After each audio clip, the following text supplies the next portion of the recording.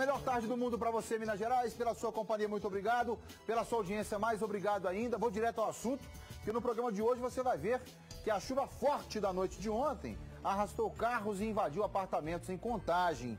É Theo Corrêa quem conta, vamos ver.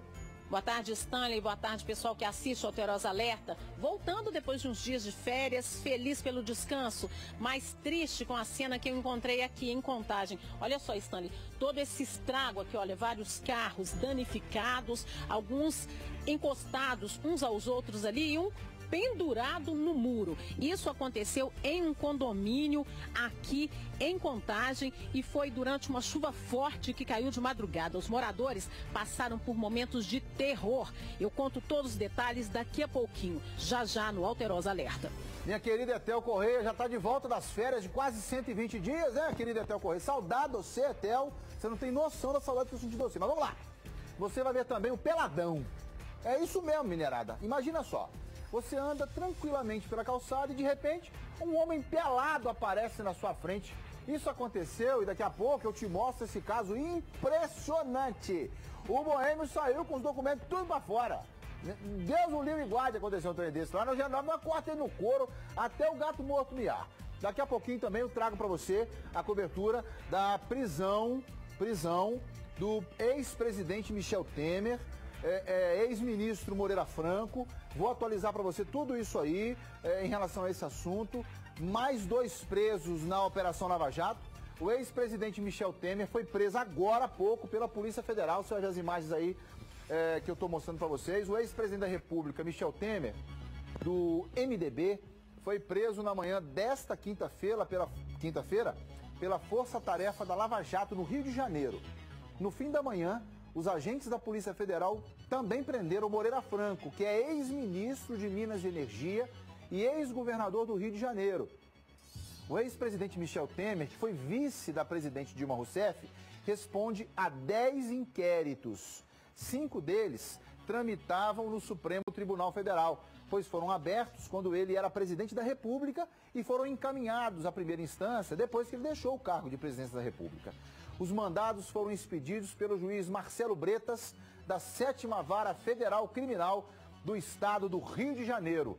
Juiz Marcelo Bretas, que está aí mostrando exatamente que a justiça não deve, em hipótese alguma, fazer diferença entre fulano e beltrano.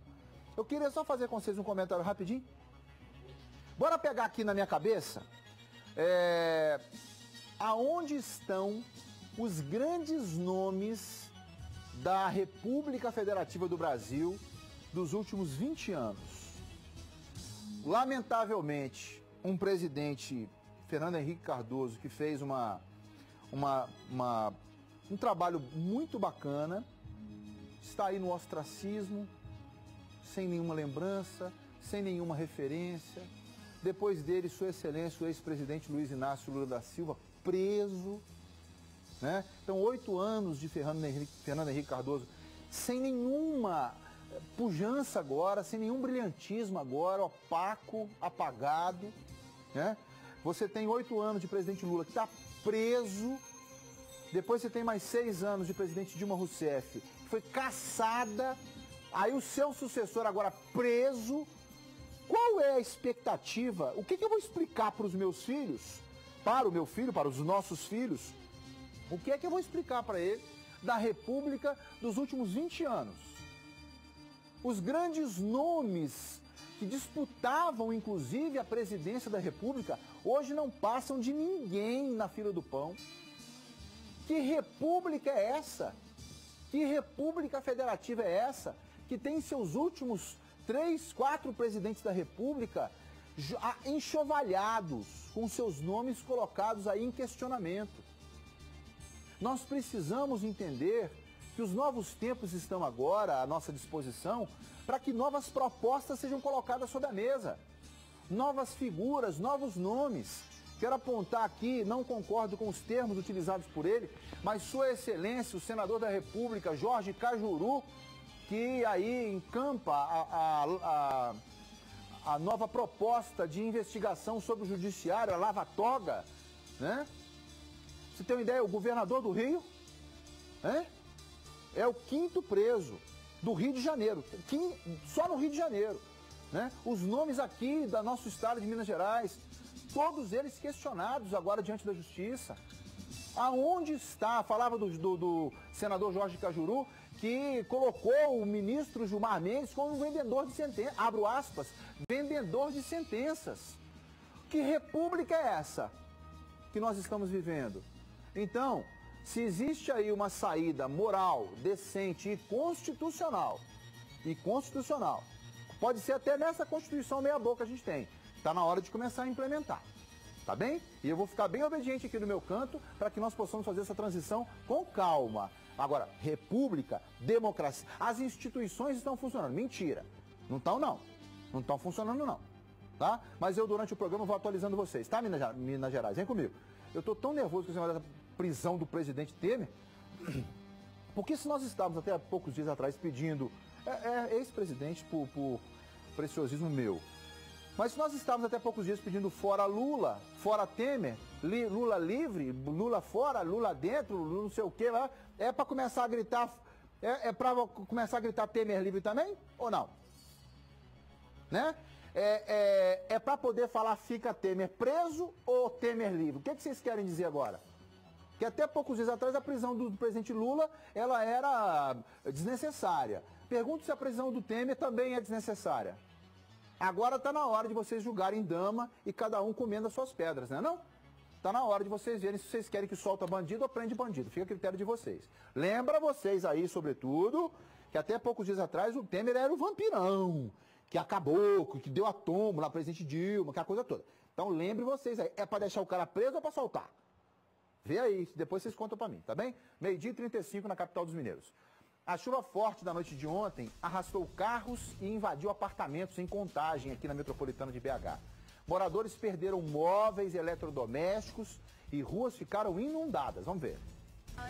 O temporal que caiu sobre a região inundou o entorno da praça e o córrego que passa pela Avenida Riacho das Pedras chegou a transbordar. Do alto de um prédio, moradores registraram as cenas.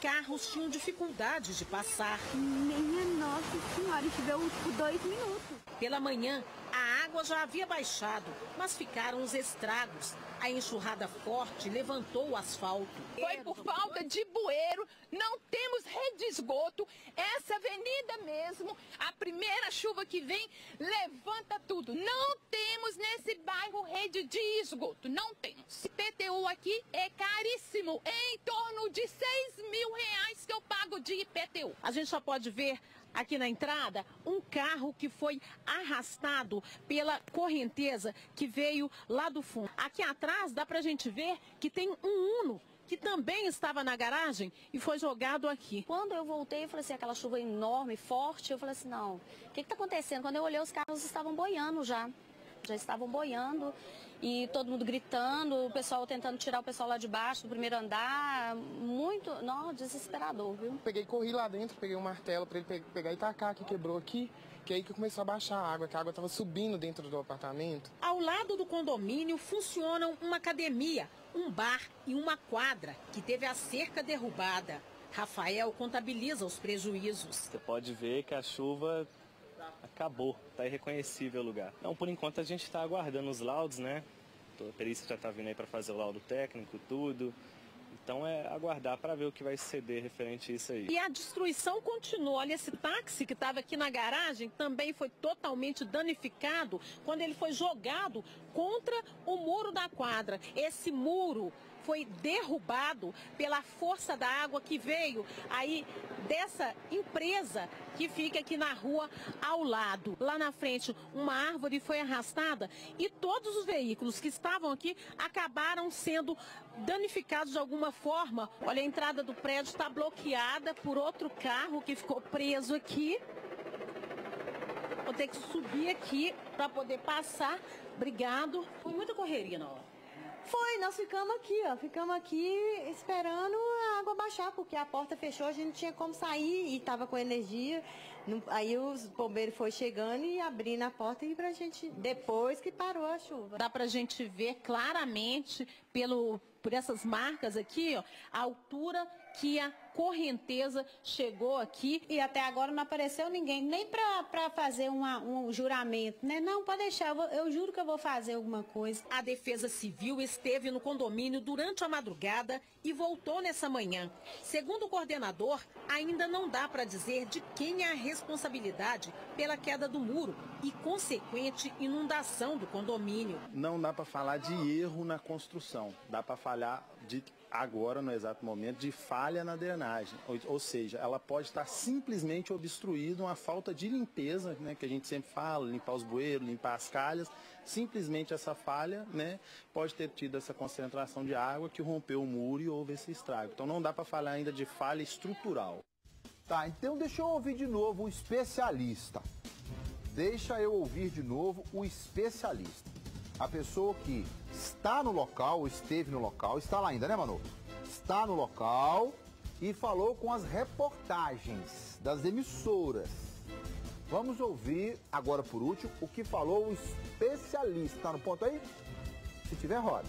Não dá para falar de erro na construção, dá para falar agora, no exato momento, de falha na drenagem. Ou seja, ela pode estar simplesmente obstruída, uma falta de limpeza, né, que a gente sempre fala, limpar os bueiros, limpar as calhas. Simplesmente essa falha, né, pode ter tido essa concentração de água que rompeu o muro e houve esse estrago. Então não dá para falar ainda de falha estrutural.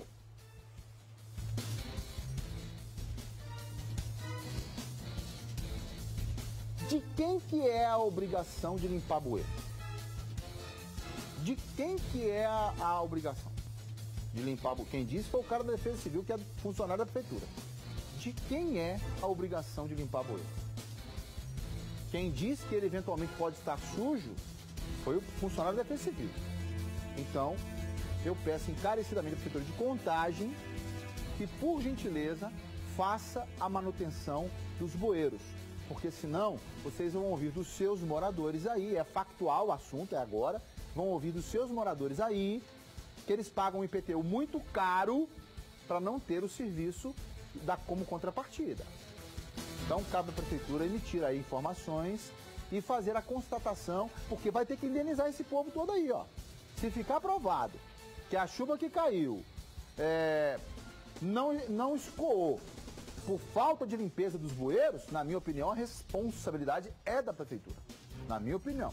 Todo esse dano aí, ó, se ficar provado que os bueiros estão sujos por omissão da Prefeitura de Contagem, vai ter que indenizar. Essa é a minha opinião. Né? Vem comigo. Vista Alegre, aqui em BH, tem tirado o sono dos moradores. Com as pancadas de chuvas dos últimos dias na capital, eles têm medo que a árvore caia. Acompanhe. Parte da calha desta casa foi danificada por galhos da árvore. A rede elétrica chegou a ser atingida e a CEMIG fez a poda. Mas o trabalho ficou só nisso. Uma moradora resolveu gravar um vídeo e postar nas redes sociais. Ela está com queda para cair, já caiu vários galhos e a gente está preocupado com essa árvore aqui. Para evitar problemas como esse, pelo menos desde 2015, os moradores vêm fazendo pedidos para que providências sejam tomadas com relação a essa árvore. A Ana Paula mora bem aqui atrás e você é uma das mais preocupadas, fica sempre fazendo esses pedidos, né? Sempre. Eu estou fazendo esse pedido desde 2015, foi quando eu mudei para essa casa. Os moradores da Redondeza já faziam esse pedido e a partir daí eu comecei a fazer, então tem vários. A prefeitura repassa esses pedidos para uma empreiteira que informa para ela que veio, encerra o caso e nunca vieram fazer a poda. E você que tem filhos em casa, inclusive um é um bebê de 7 meses, fica esse grande medo, né? O tempo todo. Então se chove de madrugada, a gente não dorme. Chove durante o dia, o que eu faço? Eu recolho os meninos, vou para a casa da minha mãe, ou então nós vamos para os fundos da casa, que é onde eu acho que é menos perigoso. São pelo menos 5 casas ao redor da árvore. Além do medo dos imóveis serem atingidos, existe a preocupação com a rede elétrica. Ela está em cima da fiação. Se cair, rebentar essa fiação, quer dizer, de repente você está lá na sua casa e pode ser eletrocutado lá sem saber o que está acontecendo aqui. Outra preocupação é com pedestres e veículos. De acordo com as moradoras, uma idosa quase foi atingida. Tem uma senhorinha que mora no quarteirão ali adiante Foi no final do ano passado, caiu uma ponta ali daquela galha, ela tinha acabado de passar. Quer dizer, se caísse sobre ela, naturalmente teria sido um acidente terrível, né? Bem, a prefeitura mandou para nós a informação dizendo que ela só consegue identificar a árvore que precisa ser retirada através da identificação gerada pelo protocolo do pedido. O que eu acho extremamente frágil, na minha opinião. Mas a prefeitura está dizendo, os senhores moradores aí, por gentileza, entrem em contato conosco ou direto com a prefeitura e digam a eles qual é o número, quais são os números dos protocolos que vocês têm para esse pedido de supressão, de retirada de árvore, tá? Porque a prefeitura está dizendo o seguinte, olha, buscamos aqui, mas nenhum protocolo, mas pelo endereço não pode, não. A prefeitura de BH só consegue enxergar o protocolo, ó, só protocolo. Aí eu não devia não, mas vou ensinar. Por que é que quando alguém faz uma reclamação, prefeitura, vocês não peçam a ele o número do celular e gerem um SMS, uma mensagem de texto, dizendo assim, você acabou de pedir a supressão, remoção ou poda de uma árvore. O número do seu protocolo é tal. Por que vocês não fazem isso? Hein, prefeito? Será que tudo isso não está disponível aí para Vossa Excelência, os seus comandados? Hein? Imagina, chegou, ligou, fez o protocolo, fez. Chega um SMS, a pessoa está lá guardadinho. Você sabe qual número? Não, deixa eu buscar no papelzinho que eu anotei, que nunca tem na mão. Nunca tem na mão. É uma conta que está na mão, é um papel de rascunho, que é rascunho do Bruno Venuto, eu estou usando. Poxa, fez o atendimento? Fez. O senhor vai receber uma mensagem de SMS com o número de protocolo, ok? Ok, acabou. Aí, quem está solicitando, e que deveria tomar o cuidado de registrar o protocolo no lugar correto, fica com esse número na mão e a prefeitura fica com esse acesso, vinculado ao número de celular. Que acredite se quiser, na grande maioria das vezes, pertence à pessoa que está reclamando. Olha só que lindo. Eu ainda vou chegar lá. Minerada, lembra que eu falei alguns dias atrás para vocês que eu ia abrir aqui discussões sobre aonde estão as vagas de emprego? Lembra que eu falei isso com vocês? Pois é, a área da saúde é uma das áreas que mais oferece vagas de emprego. Eu vou te contar outra coisa. É também na área da saúde que tem mais dificuldades na hora de contratar profissionais para trabalhar. Eu vou contar uma história para vocês rapidinho. A gente precisava arrumar um lar de idoso, uma casa de acolhimento, e a gente foi atrás. Você precisa ver a dificuldade que foi para a gente encontrar pessoas especializadas na área de saúde, voltadas para a terceira, para a melhor idade. A Daniela Malman vai mostrar para a gente agora como é a demanda nesse setor, só para você ter uma ideia. Vaga tem, precisa é de especializar. Roda. Quem nunca sonhou quando criança em ser médico, ajudar pessoas, salvar vidas? Mas aí a gente vai crescendo e acaba ingressando em outras áreas profissionais. Mas muitas vezes este sonho de ser médico não se realiza por questões financeiras, cursos muito caros que não correspondem com a nossa realidade. Mas não é por isso que a gente deve desistir. Hoje, a área da saúde tem muitas possibilidades. Possibilidade esta que Jaqueline escolheu. Ela trabalhou como cobradora de ônibus durante 6 anos, mas quando o pai adoeceu, ela não sabia como ajudar e percebeu que queria trabalhar na área da saúde. Se matriculou em um curso profissionalizante e hoje já está na fase de estágio. É muito importante, porque eu aprendi primeiros socorros, aferir pressão, falamos sobre diabetes, sobre câncer, sobre muitas doenças, sabe? Graças a Deus abriu as portas para a gente aprender na prática, que nós tínhamos aprendido na teoria, e foi muito importante esse nosso estágio. Fabrícia também foi movida pelo mesmo sentimento de ajudar o próximo. Encontrou no curso uma maneira de cuidar de quem precisa e ainda um mercado de trabalho aquecido. Me abriu bastante o horizonte em ver outras oportunidades, em aprender e me apaixonar pela área, porque eu tenho completamente a paixão. Através do curso, nós aprendemos muitas técnicas que nos ajudam muito com isso e, graças a Deus, tem parceiros que nos abriram as portas e nos possibilitou ver como é na prática toda essa realidade aqui a gente só ouve falar. As vagas abertas são também um reflexo da falta de mão de obra capacitada. Nós temos dificuldade, sim, de encontrarmos bons profissionais. Hoje, a gente tem uma parceria com alguns cursos que são muito bons, que têm o mesmo comprometimento que a gente. Então, assim, essa dificuldade diminui, mas ainda assim, nós trabalhamos para pôr dentro do que queremos. Eu quero muito chamar a sua atenção, porque eu, há poucos dias atrás, tomei conhecimento, por exemplo, de que a demanda por pessoas voltadas diretamente à área da saúde, como atendentes de farmácia, como cuidadores de idosos, como acompanhantes com alguma especialidade, era uma demanda muito grande das empresas e pessoas físicas que estavam contratando. Daí a necessidade de mostrar para você que esse é um espaço onde pessoas que se especializarem terão mais facilidade para serem inseridas imediatamente no mercado de trabalho. Mas você sabe cuidar de idoso? Sei. Sabe medir uma pressão arterial? Não. Está achando que é só apertar aquela bombinha? Não. Sabe fazer uma medição de pulso? Não. Sabe fazer uma sepsia, uma limpeza no pé? Não, não sei. Para ver um carro branco parando no cruzamento. O motorista do carro de cor escura ignora a parada obrigatória e é atingido em cheio por um ônibus que passava pelo cruzamento. A pancada é forte. Ainda não se sabe o estado de saúde do motorista. Aí que está o detalhe. Põe as imagens de novo para mim, põe. Eu quero ver as imagens, porque a gente começa a discutir. Eu me lembro muito, um abraço grande pro meu irmão querido Rafael Martins, meu amigo, meu parceiro. Saudades dele. Eu não estou ligando para você não, viu, Rafa? Porque agora é hora de você ter um pouquinho mais de descanso. Você, a minha querida Caroline Marie e meu querido sobrinho, né? Nosso Benição. Mas, nosso Vicentão, na verdade. Benício é filho de Erickson Martins. É tudo Martins na minha vida, né? Então, Benício é filho de Erickson Martins e Raquel Rocha, minha querida Raquel Rocha. E Vicente, filho de Rafael Martins e Carolina.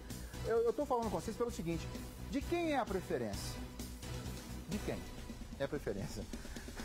Diz o Luiz Eduardo que é dele, mas não é não. A preferência do gigante, é do grandão. Não dá para meter um Citroenzinho C3 cansado para segurar um ônibus articulado. Não dá, não dá. Tem uma prioridade aí que é da inteligência. E tem outra, o carrinho miudinho viu que o outro parou do outro lado e ele não parou. A preferência, nesses casos, me parece do ônibus, porque existe ali, ainda que apagada, uma faixa de pedestres. Então, com essa faixa de pedestres, a preferência, obviamente, é do ônibus que está em linha reta, né? Eu não tenho a menor dúvida disso. Nós estamos acabando de montar aqui, viu, diretor? A posição tinha que desmontar a outra e montar essa, tá? Põe de novo as imagens do acidente, por favor. Tá aí, ó. A preferência era do ônibus grandão, tinha uma faixa de pedestre ali, né? Olha só que bancada. Mas também agradeço aos anunciantes por bancarem a gente aqui. O Ministério Público investiga um escândalo envolvendo alunos de uma escola particular durante uma excursão. Adolescentes entre 12 e 13 anos gravaram imagens dos colegas usando drogas e ingerindo bebidas alcoólicas. Acompanhe comigo.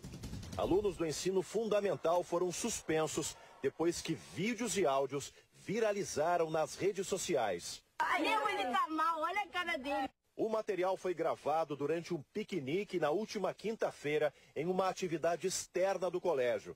O menino, visivelmente alterado, teve que ser socorrido.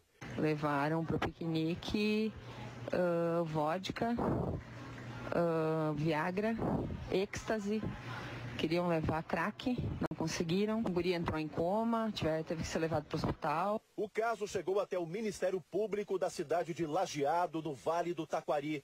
A promotoria cobrou explicações da direção do Centro Evangélico Alberto Torres, o SEAT, colégio mais tradicional da cidade. Fizemos notificações para que todas as entidades que naquele momento estivessem envolvidas no fato viessem para até segunda-feira à tarde nos informar detalhadamente com relatórios. A nossa equipe de reportagem conversou com mães dos estudantes envolvidos. Elas não quiseram gravar a entrevista e disseram que estavam muito abaladas com a história.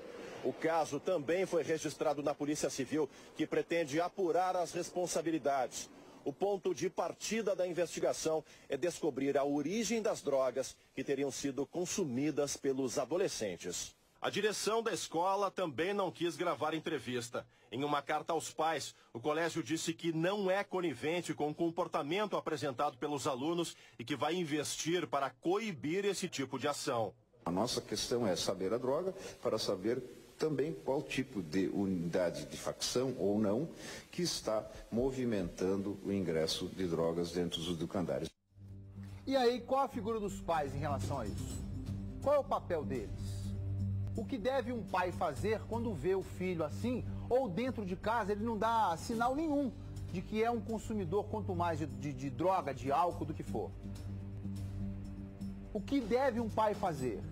Né? Porque eu tenho visto aí, e visto com os meus olhos, pais que permitem seus filhos fazerem suas festas de 12, 13, 14, 15 anos, não mais, fazerem suas festas regadas a cerveja. Mas não é que o pai está consumindo, não. Compram para os seus filhos. Compram cerveja para os seus filhos. E depois querem reclamar de falta de política pública no nosso país. Né? O que eu estou vendo aqui, e peço licença até para poder expor a minha rede de amigos, são pais que acham isso bonito. Ah, meu filho está bebendo, mas está bebendo em casa, né? Está bebendo comigo, né? Não, não. Depois, pai, mãe, vocês perdem a razão, perdem a autoridade de chegar perto do seu filho e falar, não faça mais isso, porque vocês fazem. Muito triste essa situação. Na verdade, muito triste a nossa infância, a nossa adolescência, a nossa juventude aqui no nosso país.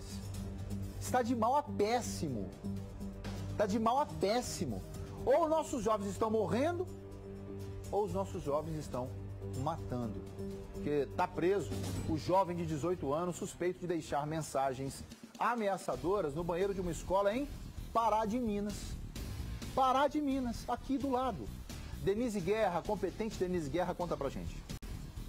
O estudante de 18 anos foi levado para a delegacia de Pará de Minas e confessou que é o autor das mensagens com ameaças deixadas no banheiro da Escola Estadual Manuel Batista, em Pará de Minas. Nós já tínhamos alguns indícios, que ele seria o possível autor dessas ameaças.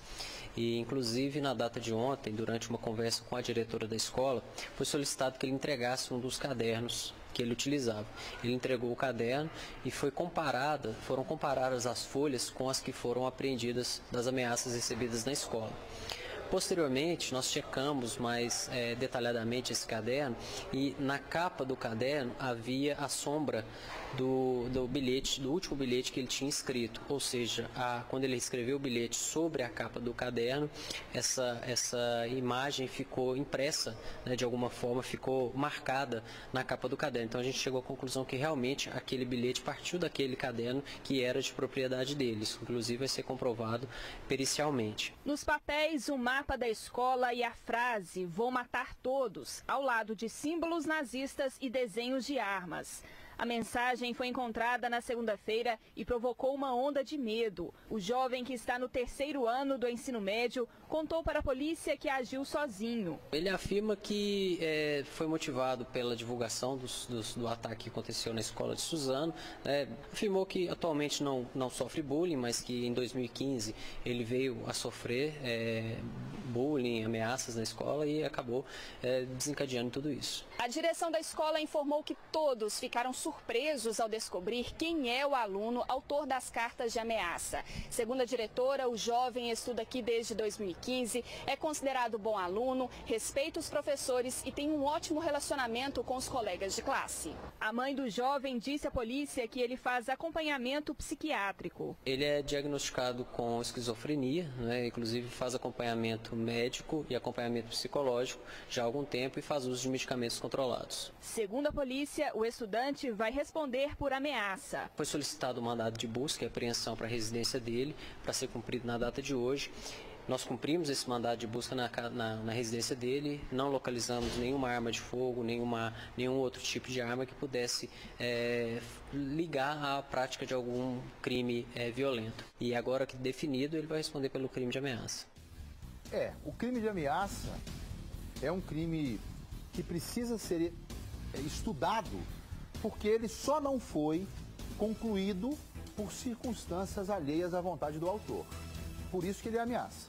Ameaçou, alguém foi lá, prendeu, responde por ameaça porque ele não conseguiu concretizar. Vocês me entendem. O que me chama, eu estou usando muito essa expressão, né, quase que um clichê, o que me chama a atenção é o perfil do adolescente. Bom aluno, respeita os professores, chegou recente 2015 na escola, ou seja, tem 3, 4, está fazendo o 2º grau lá, né, mas que coloca, é motivado pelo tema de Suzano, aquela chacina horrorosa, e motivado por aquilo, produz uma situação tão terrível quanto essa. Tem que estudar um boêmio desse. Tem que segurar um bicho desse aí. Ah, os pais não imaginavam. Sim, vocês estão preocupados com outras coisas, né? Mães preocupadas com outras coisas, pais preocupados com outras coisas. Os meninos do quarto é a grande discussão que tem agora. Cadê seu filho? Nossa, está tranquilinho dentro do quarto. Vai saber o que ele está fazendo. Mapa de escola, desenho de arma, ameaça. Entra lá, vai no quarto dele. Não é só para poder cobrar a limpeza das coisas, né? Limpeza da cabeça também. Né? Muito, recortando o cartão da revista, montando igual aqueles filmes horrorosos. Aí, né? Tudo com a régua direitinho, bacaninha. O cara tá com o pezinho na psicopatia lá. Vamos ver, né, Minas Gerais? Vem comigo. Grande oportunidade que eu vou trazer para a escola de Suzano em um estande de tiro, junto com um dos atiradores. Olha só isso. Para a polícia, o vídeo prova que o jovem ajudou a planejar essa chacina. Acompanhe. O vídeo mostra que o atirador Guilherme Talci Monteiro, de 17 anos, e o adolescente apreendido por ordem da justiça, também de 17 anos, estiveram em um estande de tiro 2 dias antes do ataque à escola Raul Brasil, em Suzano, há uma semana. O estande fica no shopping Tatuapé, na zona leste da capital paulista. Guilherme e o amigo de infância testam um arco e flecha. A imagem não mostra, mas eles também treinaram tiro com uma arma de airsoft. A polícia já descobriu que os atiradores estiveram mais de uma vez no local. Além do arco e flecha, foram usados no massacre um revólver e uma machadinha. A compra foi feita pelo segundo atirador, Luiz Henrique de Castro, de 25 anos. O vídeo é uma prova indiscutível de que o adolescente apreendido por ordem da justiça participou de todo o planejamento do ataque. Ele só não foi chamado para invadir a escola porque teria começado a frequentar uma igreja evangélica com a família. O atirador Guilherme Talci Monteiro, que se dizia ateu, teria perdido a confiança no amigo. Um outro vídeo apreendido pela polícia mostra o atirador chegando em uma loja de carros para matar o tio, pouco antes do ataque à escola. Minutos depois, o adolescente passa correndo. A caça aos homens que venderam o revólver e a munição aos adolescentes tem uma nova pista. A justiça decretou a abertura de contas do Facebook, usadas durante o planejamento do crime. Mensagens com detalhes sobre a compra da arma teriam sido trocadas na rede social. Pois é, e aí a gente vai vendo, para e passo, como foram os momentos que precederam, anteriores a esse episódio que vai manchar, já manchou, de sangue a história dessa escola lá em São Paulo, na cidade de Suzano, na metropolitana da capital do estado de São Paulo. Muito triste isso, e eu espero que a justiça possa entender que essa coisa de minoridade penal, isso não se sustenta mais. Não se sustenta mais. Eu não consigo dizer que um adolescente de 17 anos, que frequenta estande de tiro, que tem facilidade de internet, que tem tudo isso, não possa ser responsabilizado como se um adulto fosse. O Brasil não suporta mais isso. Não basta só prender presidentes e ex-presidentes e governadores de estado da República, não. Precisa corrigir a nossa infância, porque ela está vendo que os grandes bandidos da República podem se safar através da justiça. Ou nós buscamos austeridade, severidade, punição severa para esses criminosos juvenis, ou nós continuaremos muito em breve, por muito tempo, mostrando que eles estão acima do bem e do mal. Porque acredite você, esse adolescente de 17 anos, que ajudou nessa montagem todinha da chacina, não ficará mais de 3 anos recolhido, preso. Só para você ter uma ideia, Se adulto fosse, tomaria até muito mais do que 30 anos de prisão, apesar de só poder cumprir 30. E a Polícia Federal apura ameaças contra a comissão de cota racial da UFMG. Elas foram feitas por um estudante que foi reprovado no sistema. O suspeito enviou e-mails dizendo que iria metralhar pessoas da comunidade acadêmica e avalia os candidatos a uma vaga na universidade. A UFMG informou que já identificou o IP da conexão de onde as mensagens ameaçadoras foram enviadas e repassou a informação para a Polícia Federal. Eu queria muito perguntar também se eu poderia falar com a comissão de cotas racial estabelecida pela UFMG. Eu queria conhecer os membros da comissão de cotas. Será que eu consigo fazer isso, hein, Manu? Vamos pedir uma entrevista com eles, só para eu conhecer esses membros. Para mim vai ser muito importante, né? Quero conhecer quais são os membros. Vocês sabem por que eu estou falando isso. Olha só que beleza, Minas Gerais. Um ladrão na garupa de uma moto foi assaltar um casal e veja o que aconteceu. Olha. As imagens mostram quando a dupla de assaltantes chega de moto para realizar o roubo, mas o garupa se desequilibra quando aponta a arma para o lado e vai parar no chão. O piloto volta e os dois trapalhões do crime vão embora sem levar nada.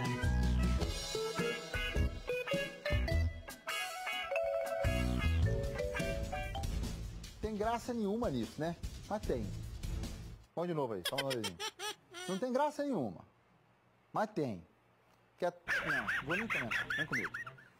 Preste muita atenção nesse recado que eu tenho para você. É isso que aconteceu com uma mulher e eu te mostro agora. É o peladão na tela da Alterosa Alerta. Vem comigo. Uma mulher voltando completamente cansada do trabalho para sua casa é surpreendida no meio da rua por um homem. Este é o ataque de uma pessoa sem roupa e sem vergonha. E isso aconteceu num bairro aqui de classe média alta da capital do Paraná. As imagens registram este homem após supostamente atacar esta mulher que prefere não se identificar. Ele corre sem roupas pela rua e desaparece. Era dia, horário que a maioria das pessoas estão indo para o trabalho e as crianças para a escola. É uma sensação de sujeira, dá a impressão que a pessoa te pegou. Só o ato de eu ter virado para trás, ter visto aquela imagem e ter sentido medo, susto, foi horrível. Eu não desejo para ninguém. Naquele dia, ela veio caminhando, pertinho da casa dela. No meio dessa rua, ela é surpreendida. Ela disse que aqui, como é uma região residencial, muitas pessoas que cruzam as ruas têm o costume de serem educados, de darem bom dia. E foi isso que aconteceu. Ela descia a rua quando escutou alguém dizendo bom dia. No que eu virei para falar bom dia, eu já vi o homem nu. Ele fez a posição de ataque, eu gritei. Ele estava completamente pelado? Completamente. Desde sem chinelo, sem nada, nada. Ele estava sem nada. E no que eu gritei, uma pessoa abriu a janela. E no que ela abriu a janela, ele assobiou. Tipo, eu tô aqui, né? E o cara olhou pra mim, olhou pra ele, ele ainda subiu 3 vezes. E o homem saiu correndo. Eu não consegui sair do lugar, eu não consegui fazer nada. Eu não achava celular para ligar para a polícia. Fiquei uns 10 minutos parada e ele correu e virou a esquina. Um caboclo desse dá na besteira de fazer isso lá no Eugenópolis. Hoje nós cortamos ele no couro de um tanto. Mas nós cortamos ele no couro num tanto. Vou gastar umas 6 fivelas de cinto no lombo desse pelado aí. Pô. Vou bater nele até o gato morto miar. Entendeu? Vou pegar só a pá da fivela pra escorrer no couro, depois dar aquele vergão aqui no lombo. Bate em cima e corre lá no anel de segmento. Vai sair uma hora o palavrão aqui. Eu não tô bem. A polícia investiga denúncias de assédio e abuso sexual cometidos em um estúdio de tatuagem aqui, no bairro Savassi, em BH. As denúncias vieram à tona agora, mas os casos estariam acontecendo há pelo menos 6 anos, segundo o relato das vítimas. Acompanhe. Muito abalada, esta professora de 38 anos, que terá a identidade preservada, disse que chora bastante toda vez que lembra do abuso que sofreu há 3 anos e meio dentro de um estúdio de tatuagem aqui na capital. Eu fiz uma tatuagem nas costas, ele me pediu para tirar a blusa, pediu para meu marido descer, porque ele não podia ficar vendo lá na sessão. Ele suspendeu a cadeira na altura da maca e colocou minha cabeça no colo dele e eu percebi que ele estava com o pênis ereto. E eu tentei ajeitar meu pescoço, falando que meu pescoço estava doendo, ele ia, puxava meu ombro e colocava minha cabeça de novo. Isso durou 2 horas. E eu fiquei naquele sentimento de eu não posso levantar, que ele já começou, o que eu faço? Levanto, não levanto. E aí esperei acabar e ainda paguei pelo serviço e não voltei, óbvio, para retocar, porque a tatuagem ficou péssima. 15 dias depois eu tive que fazer com outro tatuador de confiança. Na época, ela havia sido desaconselhada por pessoas próximas a prestar queixa contra o tatuador na polícia. As pessoas com quem eu comentei me desencorajaram a fazer a denúncia por não ter provas, por não ter testemunha. E só tive a coragem de fazer a denúncia quando minha amiga, que me desencorajou na época, viu que o meu relato era igual ao das outras mulheres. O caso aconteceu nesse estúdio de tatuagem que fica na Avenida Nossa Senhora do Carmo, na Savassi, região centro-sul da capital. Além da professora, dezenas de outras mulheres denunciam o mesmo tatuador por abuso. Muitas delas chegaram a relatar os casos pelas redes sociais. A Polícia Civil abriu um inquérito para apurar os casos. As diligências imprescindíveis já estão sendo realizadas por toda a equipe, inclusive tendo a instauração do inquérito policial a fim de apurar eventuais delitos e com o intuito a fim de preservar essas vítimas e a eficácia, inclusive, do procedimento. Demais informações serão preservadas. Eu espero justiça. A nossa produção tentou contato com o tatuador Leandro Caldeira, o Leleco. Ele disse que não vai comentar as denúncias e que o caso será tratado pelo advogado dele. No estúdio de tatuagem dele, ninguém atendeu aos nossos telefonemas. Acho bom, né? Eu disse isso hoje pela manhã e vou repetir. Acho bom se explicar, mas gostaria muito de pedir a você, marido, deixa eu virar pra cá. Marido ou esposa, que agora não tem essa diferença, se for a algum lugar, lá no João de Deus, no João do Demônio, onde você for, aqui eu vou atender a sua esposa ou seu marido, mas você não pode ficar aqui não. Porque não pode o quê? Então vamos embora. Não posso por quê? Ah não, porque... Não. Faz aí na minha frente, pronto, acabou. Né? Ah, chegou lá, começou a sentir constrangimento? Pega o braço, leva lá atrás e volta numa velocidade estonteante. Tá, no escutador de bobagem do Boêmio. Acabou o problema. Você pode até dar mais dificuldade depois, mas que vale a pena o pescoção, vai. Tá, vai por mim. Vale mesmo. E aí conta brincado. Faz isso, o diabo sabe pra quem aparece, não é não? Conta, chega pra mim e fala um trem desse, se eu não vou lá e racho ele no meio certinho. Aqui, ó, sua esposa. Ih, não precisa nem completar a frase. Bora. Pessoal, hora de falar de saúde bucal aos municípios. Em assembleia da Associação Mineira dos Municípios, a maioria dos 328 prefeitos decidiu que o presidente da entidade, o prefeito de Moema, Gilvan Lacerda, deve negociar melhores condições para as prefeituras. O Estado quer atrelar os repasses à aprovação do regime de renegociação da dívida de Minas Gerais com a União e parcelar o repasse ou os repasses com prazos maiores, o que para os prefeitos acarretaria em abrir mão de mais de R$1 bilhão. A Secretaria de Governo do Estado de Minas Gerais não comentará a decisão da AMM, Associação Mineira de Municípios. O governo irá se posicionar após definição do acordo. É importante a decisão da AMM, importante a decisão do Estado. Enquanto isso, a gente segue no Estado paralisado completamente. Seja por falta de negociação, seja por incapacidade das partes de negociarem. Eu vou para o intervalo e eu volto já já.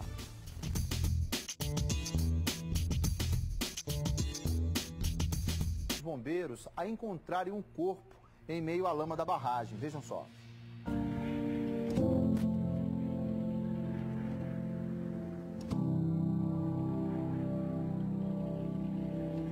Meus amigos, já são 56 dias de trabalhos em Brumadinho.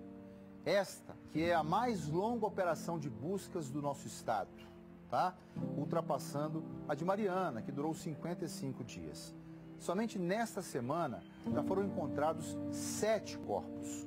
O número de identificados é de 210 pessoas e ainda 96 pessoas estão desaparecidas. A Vale informa que suspendeu temporariamente, de forma preventiva, as operações da mina de Alegria, em Mariana. Apesar de suas estruturas se encontrarem instáveis, os estudos serão aprofundados e, com a garantia das condições de estabilidade, as operações serão retomadas. Eu não tenho dúvidas do que eu vou dizer, né? A Vale Mineradora é, sem dúvida nenhuma, a grande vergonha da década. Peço desculpas às famílias que de lá retiram o suor do seu trabalho, com o suor do seu trabalho, sustento da sua família, mas o sustento da família alheia não faculta o assassinato de terceiros. Então, a Vale Mineradora é a grande vergonha da última década que a gente enfrenta. Na minha opinião, maior do que as corrupções todas. Porque, sem dúvida nenhuma, quando for identificado os detalhes dessa sordidez, a Vale terá sido, sem dúvida nenhuma, mais um corruptor, mais uma empresa a pagar pelos desmandos do governo estadual, federal e etc. E foi identificado o suspeito de ameaçar uma escola em Juiz de Fora, na Zona da Mata. A polícia investiu o caso. Acompanhe. Põe para mim na tela.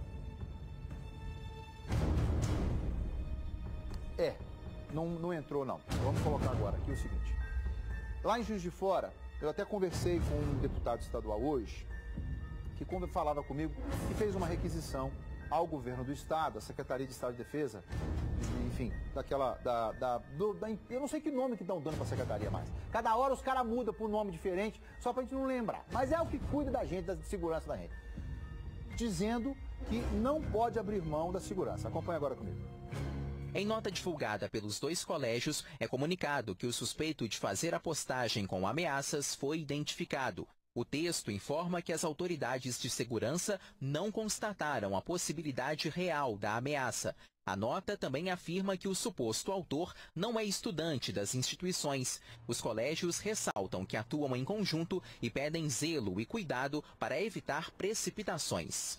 O caso é investigado pela primeira delegacia de Polícia Civil do bairro São Mateus. Um dos delegados que participa dessas investigações confirmou que o suspeito é um adolescente de 17 anos. Ele não estuda no Colégio dos Jesuítas nem no Stella Matutina. A Polícia Civil informou que não vai dar mais detalhes para não prejudicar as apurações. E não tem precipitação não, tá, escola? Corre atrás da apuração, que não é precipitado apontar responsável, não. Depois vamos enterrar cadáver aí, tá? Tô ficando por aqui. Amanhã cedo eu tô de volta, Minas Gerais. Beijo grande. Tchau, tchau.